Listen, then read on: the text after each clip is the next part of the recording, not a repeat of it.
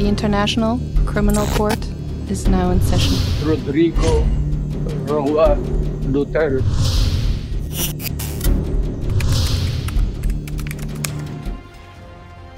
Tinutulungan ng Department of Justice ang International Criminal Court na protektahan ang ilang testigo laban kay dating Pangulong Rodrigo Duterte sa kasong murder at crime against humanity. Ayon kay Justice Secretary Jesus Crispin Remulla, 3 hanggang 4 na witness ang pinoprotektahan nila kasunod ng hiling ng ICC. Posible pa raw silang madagdagan. Ang ICC raw ang magdadala sa mga testigo sa The Hague, Netherlands kung kinakailangan. Kahit nakikipagtulungan ng DOJ sa ICC, gate ni Remulla na hindi pa rin miyembro ng ICC ang Pilipinas.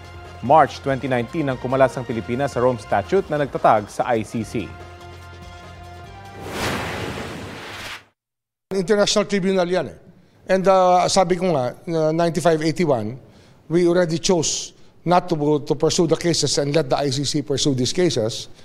Given that, it becomes also our obligation to help them because we are giving up our jurisdiction for their jurisdiction.